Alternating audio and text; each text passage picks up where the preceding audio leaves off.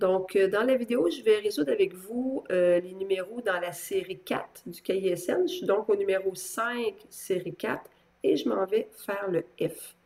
On est dans des cas de mise en évidence double. Donc, je le vois parce que j'ai un, 2, 3, 4 termes. Et quand on a 4 termes, dans 99% des cas, on va avoir de la mise en évidence double à faire.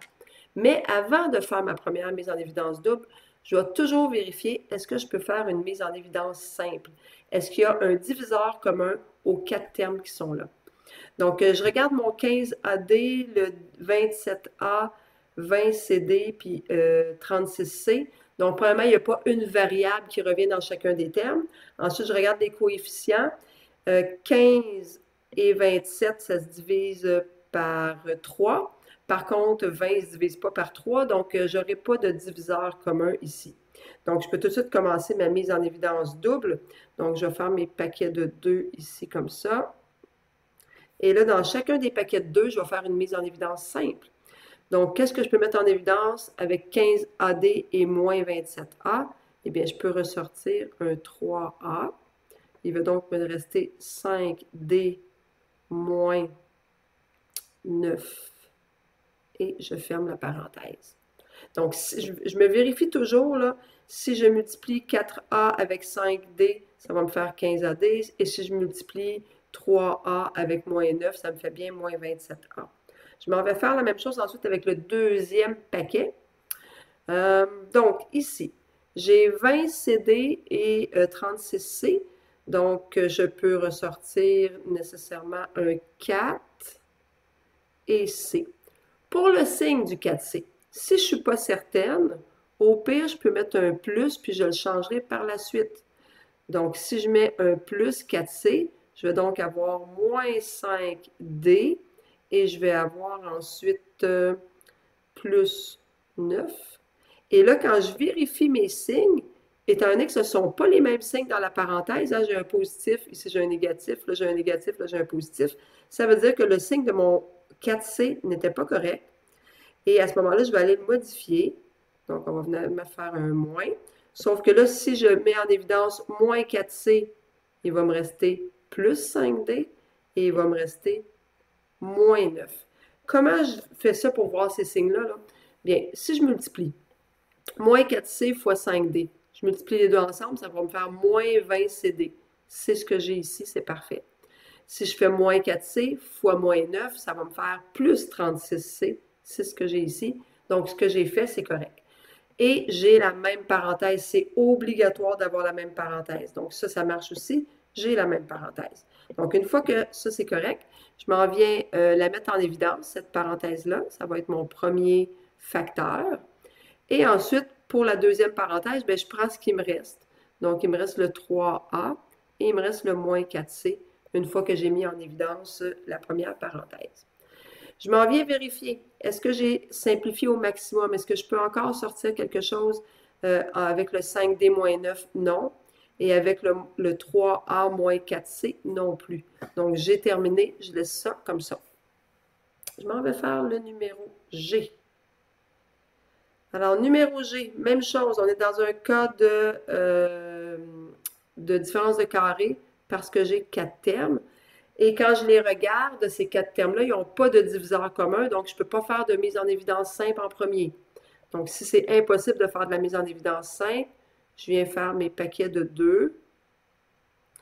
Et là, je vais commencer en me disant, qu'est-ce que je peux mettre en évidence dans mon premier paquet que j'ai formé?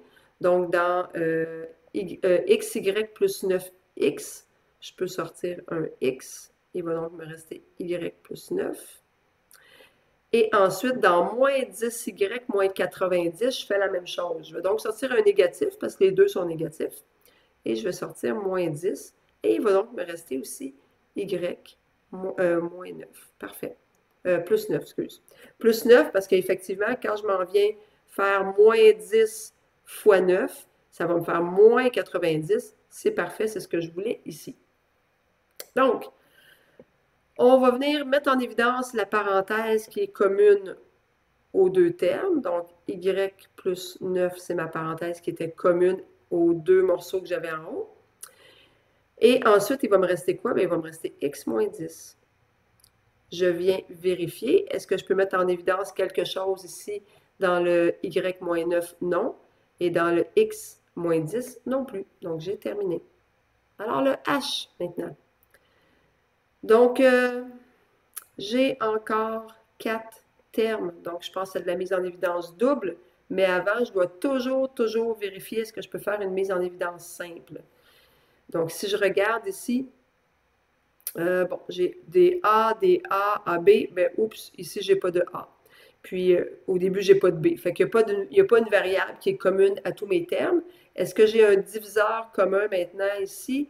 Ça se divise par 3. Ça se divise pas par 3.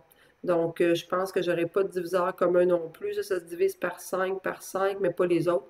Donc, à ce moment-là, je m'en viens faire des paquets de 2 et je peux commencer ma mise en évidence double. Donc, dans mon premier paquet, je vais mettre en évidence un 4 avec le A. Donc, si je fais 12A2 divisé par 4A, il va donc me rester 3A. Et 32 divisé par 4 va me donner 8. Je viens vérifier. Quand je redistribue mon 4, ça va bien me donner 12A2 et ça va me donner 32A. Donc, la première mise en évidence, elle est faite. Je vais venir faire la deuxième maintenant. Je vais ressortir un négatif parce que j'ai deux moins. J'en ai un ici puis un ici. Donc, je vais venir sortir un négatif. Certainement un moins 5, hein, parce que mes deux nombres sont divisibles par 5. Et je peux aussi sortir un B, parce que les deux ont un B. Alors, si je fais moins 15AB divisé par moins 5B, il va donc me rester 3A. Et si je fais moins 40B divisé par moins 5B, il me reste plus 8. Si tu n'es pas sûr avec tes signes, ou même si tu penses être sûr, vérifie-toi donc quand même. Quand je fais la distribution de moins 5B sur 3A, ça va me faire moins 15AB, c'est ce que j'avais. Et je distribue ensuite moins 5B sur 8, ça va me faire moins 40B, ça fonctionne.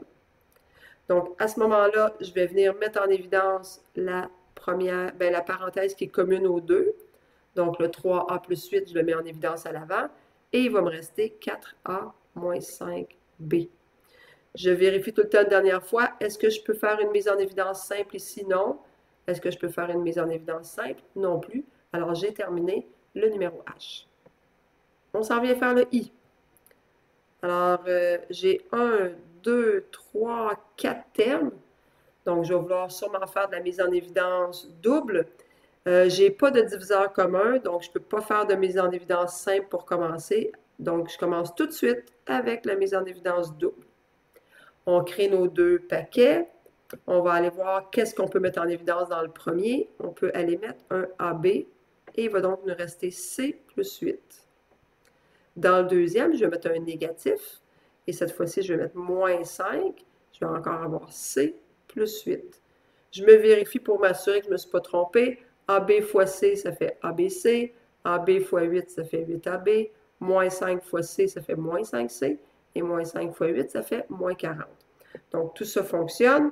Je vais donc pouvoir mettre en évidence la première parenthèse qui est ici, qui était C plus 8. Et il va me rester AB moins 5. Je viens vérifier si je peux faire une mise en évidence simple. Non. Et ici non plus. Alors, j'ai terminé ce numéro-là. Dernier numéro J. J'ai 1, 2, 3, 4 termes. Quand j'ai 4 termes, je pense à faire de la mise en évidence double, mais avant, je dois quand même vérifier si je peux faire une mise en évidence simple. Donc, quand je regarde tout ça, est-ce que j'ai un diviseur commun à 28, 63, 4 et 9?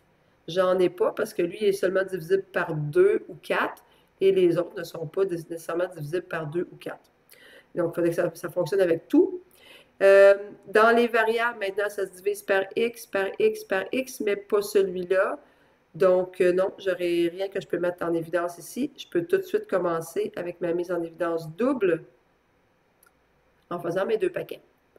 Donc, à partir de ces deux paquets-là, je vais voir qu'est-ce que je peux retirer, qu'est-ce que je peux mettre en évidence avec le 28x2 et le 63xy.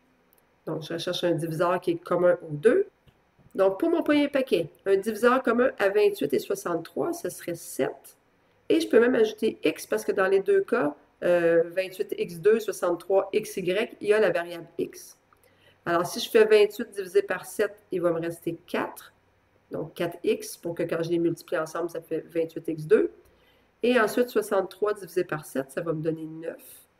Et il va me rester aussi le petit z. Donc, je vérifie. Quand je les multiplie ensemble, ça me donne 28x2. Je multiplie 7 avec 9, ça me donne 63xz. Je continue maintenant avec la deuxième parenthèse. Ici, 4 et 9, il n'y a pas de coefficient que je peux sortir de là. Par contre, je peux sortir un y. Donc, je vais venir sortir plus y, donc un positif. Il va donc me rester 4x plus 9z. Comme on a la même parenthèse dans les deux cas, je peux venir la mettre en évidence en la mettant tout à l'avant. Et il va donc me rester 7x plus y. Je vérifie toujours, est-ce que je peux encore faire une mise en évidence simple avec le 4 et 9? Non. Et avec le 7x plus 4y non plus. Alors, j'ai terminé. Donc, si jamais tu as des questions là-dessus, on verra ça à mon retour en classe.